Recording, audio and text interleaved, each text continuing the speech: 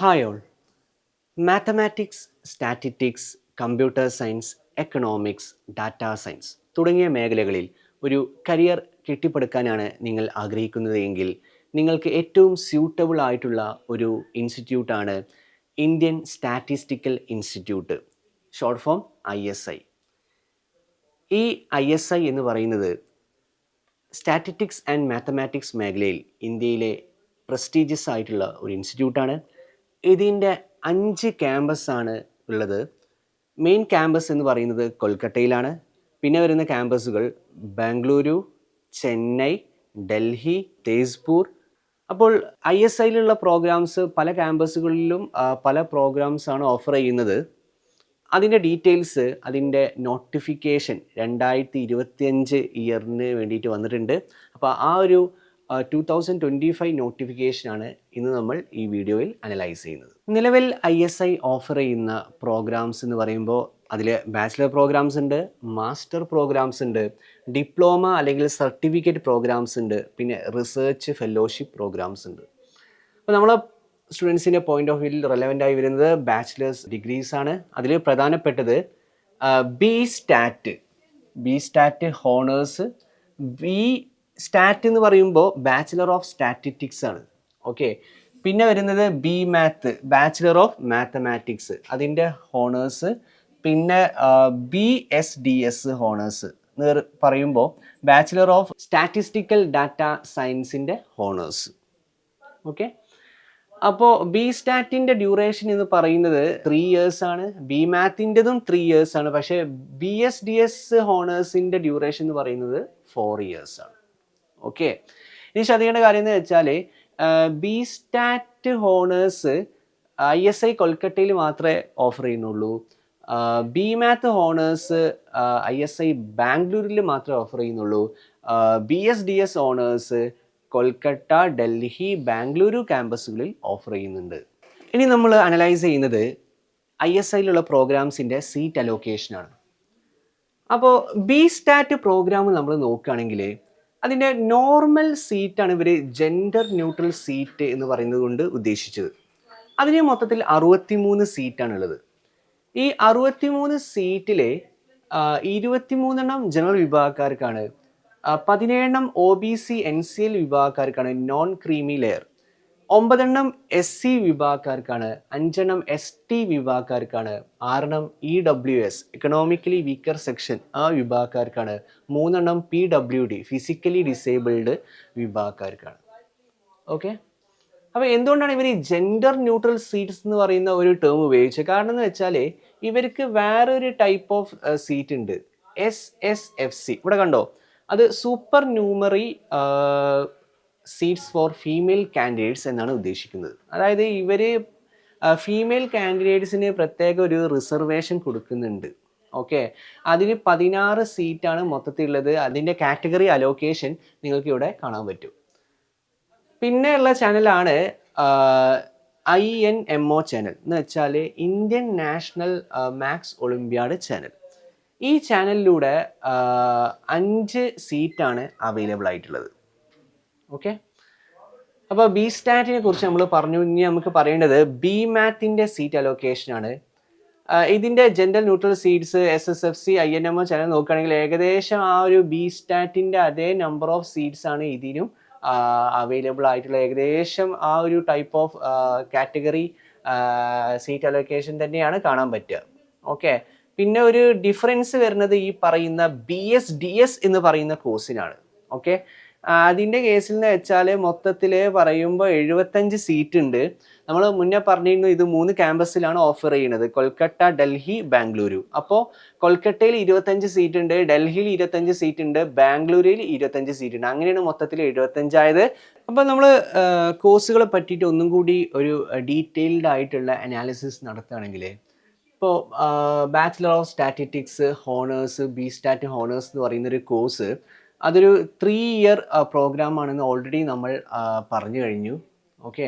ഇതിന് അപ്ലൈ ചെയ്യാനുള്ള എലിജിബിലിറ്റി എന്ന് പറയുമ്പോൾ എന്താണ്, 12th ക്ലാസ് കംപ്ലീറ്റ് ആയിരിക്കണം. അതിൽ ആ 12th ക്ലാസ്സിൽ മാത്തമാറ്റിക്സും ഇംഗ്ലീഷും സബ്ജക്റ്റായിട്ട് പഠിച്ചിരിക്കണം.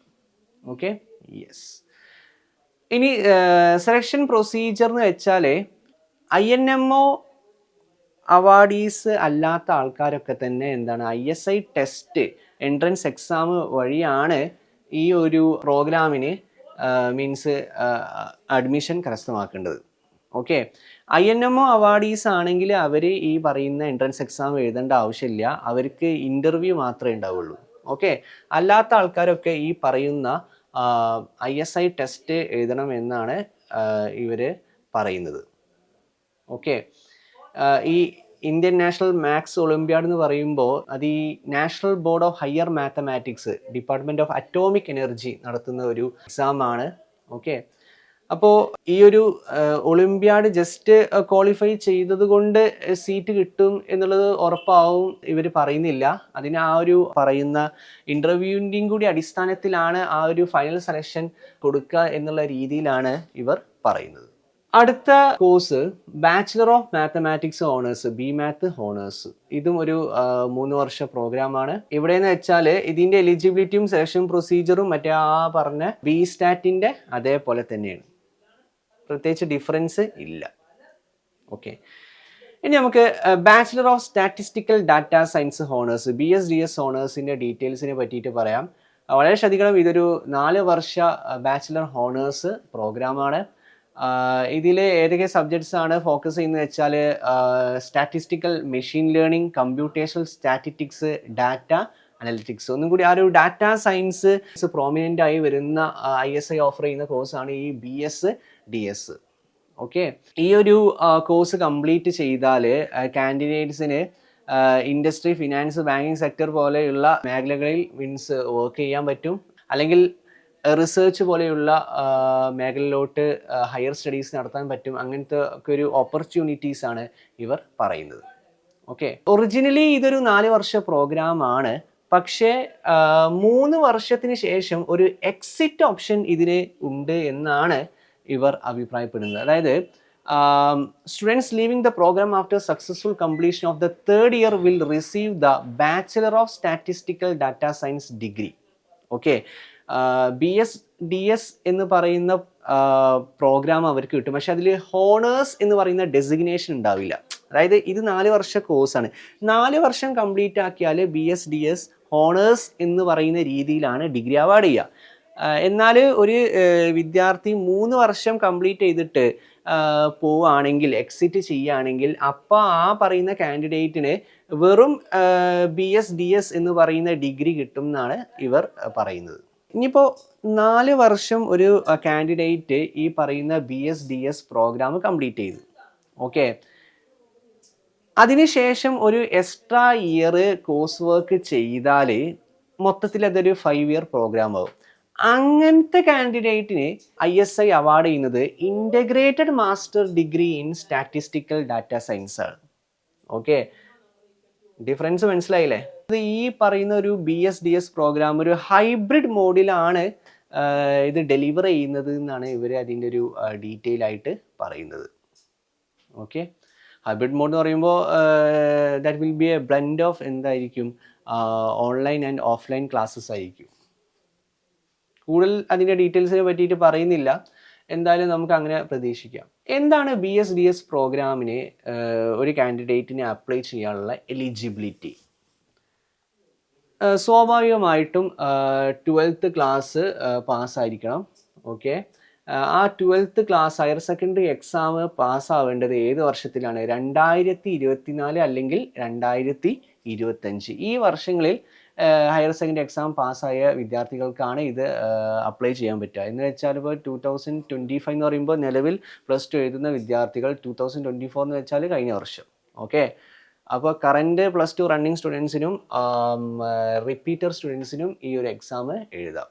ഓക്കെ, പിന്നെ എന്താ പറയുന്നത്, വിത്ത് mathematics or applied mathematics and English as A subject of study. അതായത് +2 മാത്തമാറ്റിക്സും അതേപോലെ ഇംഗ്ലീഷും നിർബന്ധമായിട്ടും പഠിച്ചിരിക്കണം. പിന്നെ എന്താണ് ക്രൈറ്റീരിയ പറയുന്നത്? With at least 75% marks in aggregate. ടോട്ടലായിട്ടുള്ള ഒരു പെർസെൻറ്റേജ് +2 എടുക്കുമ്പോൾ 75% വരണം. ഓക്കെ, അപ്പോൾ ഈ ഒരു പെർട്ടിക്കുലർ എലിജിബിലിറ്റി ക്രൈറ്റീരിയ ആണ് BSDS എന്ന് പറയുന്ന പ്രോഗ്രാമിന് ISI പറയുന്നത്. ഓക്കെ, ഇനി എങ്ങനെയാണ് ഈ ഒരു പ്രോഗ്രാമിൻ്റെ സെലക്ഷൻ പ്രൊസീജിയർ എന്നുള്ളത് നമുക്ക് നോക്കാം. ഓക്കെ, എങ്ങനെയാണ് JEE Main 2025, JEE Main 2024, മൂന്നാമത്തത് CUET UG 2025 മാത്തമാറ്റിക്സ് അല്ലെങ്കിൽ English CUET UG 2024 mathematics English. Okay, അപ്പോൾ JEE Main CUET. Okay, CUET അറിയാലോ, common university entrance test. Okay, അപ്പോൾ ഈ JEE Mainും CUETയും വെച്ചിട്ടാണ് പ്രധാനമായിട്ടും bachelor of statistical data science BSDS പ്രോഗ്രാമിന് ISI അഡ്മിഷൻ കൊടുക്കുന്നത്. ഓക്കെ, ആ BSTATനും BMathനും ഏതായിരുന്നു? ISIൻ്റെ നോർമൽ എൻട്രൻസ് എക്സാം ആയിരുന്നു. അപ്പോൾ BSDS പ്രോഗ്രാമിൻ്റെ ട്യൂഷൻ ഫീ നമ്മൾ നോക്കുകയാണെങ്കിൽ അത് 1 lakh per സെമസ്റ്റർ ആണ്.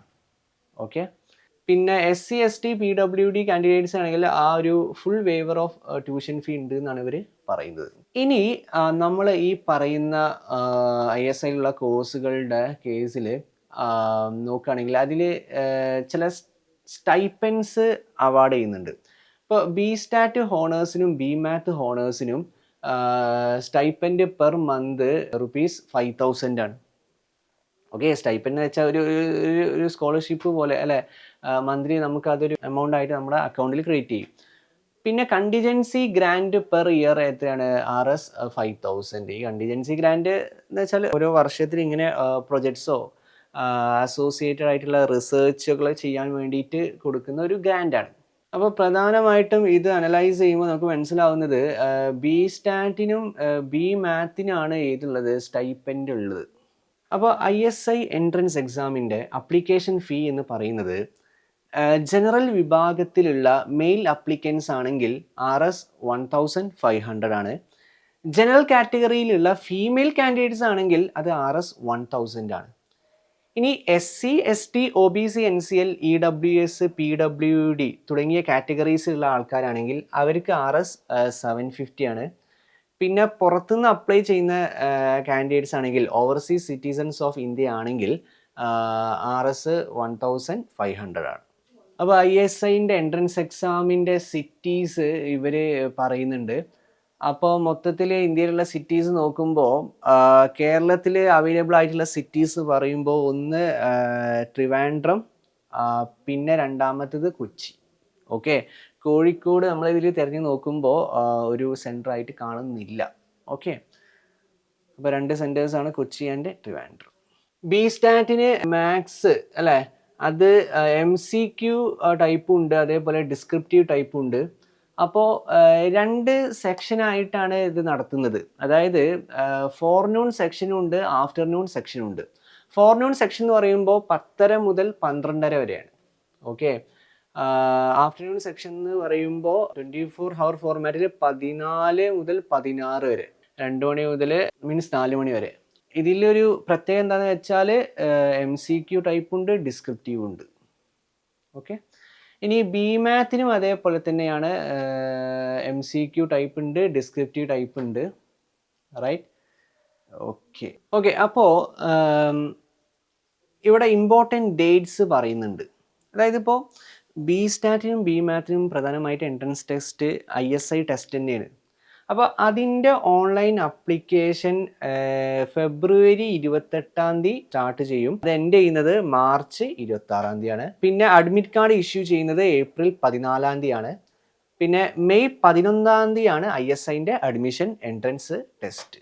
ഓക്കെ, പിന്നെ BSDS പ്രോഗ്രാം നമുക്കറിയാം JEE Main CUET സ്കോർ വെച്ചിട്ടാണ്. അപ്പോൾ അതിൻ്റെ എക്സാംസ് നമ്മൾ കറസ്പോണ്ടിങ് ആയിട്ട് എഴുതേണ്ടി വരും. അതിൻ്റെ ആപ്ലിക്കേഷൻ നമ്മൾ ഫില്ല് ചെയ്യേണ്ടത് അത് ഓൺലൈൻ ആപ്ലിക്കേഷൻ പോർട്ടൽ സ്റ്റാർട്ട് ചെയ്യുക ഏപ്രിൽ 4 എൻഡ് ചെയ്യുക മെയ് 31. ഓക്കെ, അപ്പോൾ ഈ പറയുന്ന ഡേറ്റുകളുടെ ഉള്ളിലൊക്കെ നിങ്ങൾ ആപ്ലിക്കേഷൻ കംപ്ലീറ്റ് ചെയ്യാൻ ശ്രമിക്കുക. അപ്പോൾ ഇന്ത്യൻ സ്റ്റാറ്റിസ്റ്റിക്കൽ ഇൻസ്റ്റിറ്റ്യൂട്ടിനെ പറ്റിയിട്ടും അതിൻ്റെ എൻട്രൻസ് എക്സാമിനെ പറ്റിയിട്ടും നിങ്ങൾക്കൊരു ഐഡിയ വന്നു എന്ന് വിചാരിക്കുന്നു. നിങ്ങൾക്ക് നിങ്ങളെ ഫ്രണ്ട്സിന് ഈ ഒരു വീഡിയോ ഷെയർ ചെയ്യാം. ഇത്തരത്തിലുള്ള ഇൻഫോർമേറ്റീവ് ആയിട്ടുള്ള എഡ്യൂക്കേഷണൽ കണ്ടൻറ് വീഡിയോസ് കാണാൻ വേണ്ടിയിട്ട് നിങ്ങൾക്ക് യൂണിവേഴ്സൽ ഇൻസ്റ്റിറ്റ്യൂട്ട് കോട്ടക്കലിൻ്റെ ഒഫീഷ്യൽ യൂട്യൂബ് ചാനലിനെ സബ്സ്ക്രൈബ് ചെയ്യാം. നിങ്ങൾക്ക് എന്തെങ്കിലും സംശയങ്ങൾ ഉണ്ടെങ്കിൽ കമൻറ്റ് ചെയ്യാം. Thanks for watching and all the best for your coming entrance exams.